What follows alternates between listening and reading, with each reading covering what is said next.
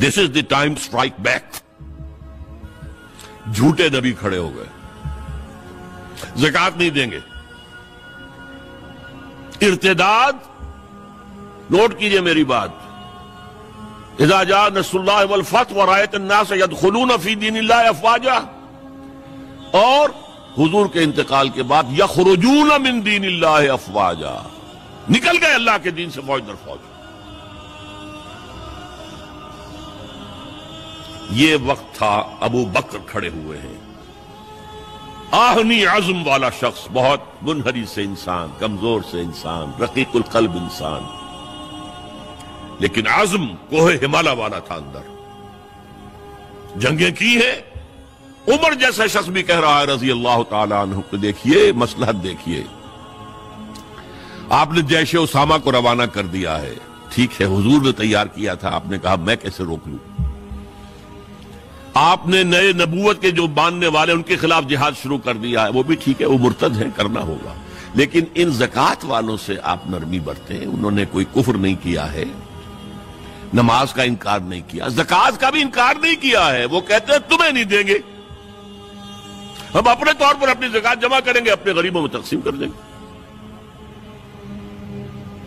حضرت ابوبکر نے فرمایا کہ خدا کی قسم, اگر حضور کے زمانے میں یہ اونٹ جب دیتے تھے زکوٰۃ کے, اور اس کے ساتھ اونٹ کا گھٹنا باندھنے والی رسی بھی دیتے تھے, اور آپ کہیں کہ اونٹ لے جاؤ رسی نہیں دیں گے, تب بھی میں جنگ کروں گا. ایبدل الدین وانا حی, کیا دین میں ترمیم ہو جائے گی جبکہ میں ابھی زندہ ہوں, اور اگر کوئی میرے ساتھ نہیں جائے گا تو میں اکیلا جاؤں. بہرحال یہ جو پہلی کاؤنٹر ریولوشنری موومنٹ تھی, اسے حضرت ابو بکر کی فضیلت, ان کا جو یوں سمجھیے کہ وہ پوری بات جو ایک دفعہ پھیل منتشر ہو گئی, حجاز کے چند شہروں تک اسلام رہ گیا تھا, پورا عرب باغی مرتد, کنسولیڈیٹ کر کے حضرت عمر کے حوالے کر. حضرت عمر کے زمانے میں اب جو جہاد ہوا ہے, قتال ہوا ہے, اس میں سب سے زیادہ ایگریوڈ کون تھے؟ ایرانینز. دو سپر پاورز تھیں, رومن,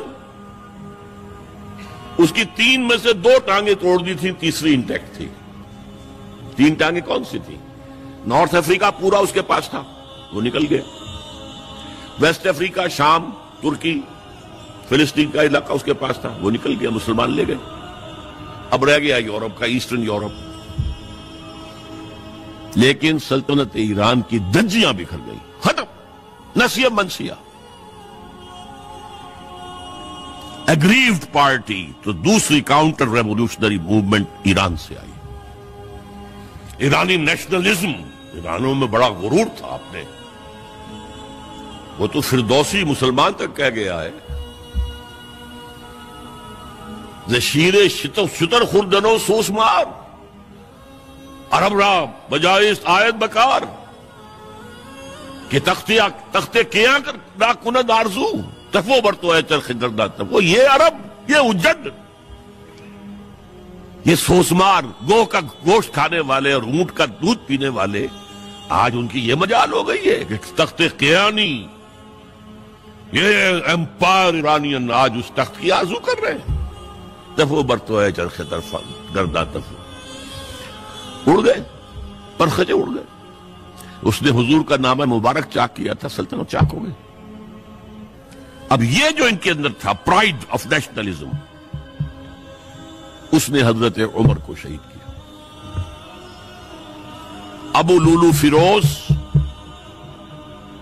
ایک مجوسی ایرانی, اور ایک ایرانی جنرل ہرمزان, ان کی سازش. یہ ہرمزان کتنا چالاک تھا ذرا نوٹ کیجئے. اس کے خلاف بہت سے مقدمات تھے, اور جب پکڑا گیا تو اس کا قتل ہونا تھا. قتل کے لیے لے آیا گیا حضرت عمر کی عدالت میں سامنے. ہیلا کیا اس نے کہا مجھے ذرا پانی پلا دو. ٹھیک ہے, باؤ بھائی پانی, کٹورا ہاتھ میں لے کر, پہلے مجھے یہ ضمانت دو کہ جب تک میں یہ پانی نہ پی لوں مجھے قتل نہیں کرو گے. ہاں ہاں ہاں, تم پی لو پانی, ہم نہیں قتل کریں گے, پانی پی لو. کٹورا پھینک دیا، کرو قتل مجھے اب، جب تک میں یہ پانی نہیں پی لوں تو مجھے قتل نہیں کرو۔ کہاں سے لاؤ گے وہ پانی؟ اب چھوٹ گئے۔ لیکن پھر جو سازش کی ہے ابو لولو کے ذریعے سے، ابو لولو غلام تھے کسی صحابی کے، انہوں نے مکاتبت کی ہوئی تھی کہ اتنا اگر تم پے کرتے رہو گے تو اتنے عرصے میں تمہیں میں آزاد کر دوں گا۔ آ کے حضرت عمر سے شکایت کی کہ بہت زیادہ مجھ پر رقم ڈالی ہوئی ہے انہوں نے۔ حضرت عمر نے پوچھا تم کام کیا کیا جانتے ہو؟ میں یہ بھی جانتا ہوں، یہ بھی جانتا ہوں، یہ بھی جانتا ہوں، یہ بھی جانتا ہوں۔ فرمایا پھر یہ زیادہ نہیں ہے۔ اور دیکھو اس نے کہا تھا میں چکی بھی بناتا ہوں، ایک چکی میرے لیے بھی بنانا۔ کہا آپ کے لیے تو میں وہ چکی بناؤں گا جو رہتی دنیا تک یاد رہے گی۔ وہ شخص جس نے قتل کیا حضرت عمر،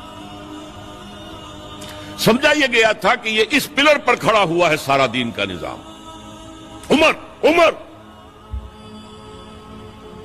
واقعتاً عظیم ترین شخصیت، آپ کو معلوم ہے کہ ڈاکٹر مائیکل ہارٹ جو 100 پوری دنیا کے عظیم انسانوں کا جو اس نے چناؤ کیا ہے، 100 کا عظیم ترین انسانوں کا، نمبر 1 پر حضور ہے تو نمبر 50 پر حضرت عمر ہے، مسلمان اور کوئی شامل نہیں ہے اس میں۔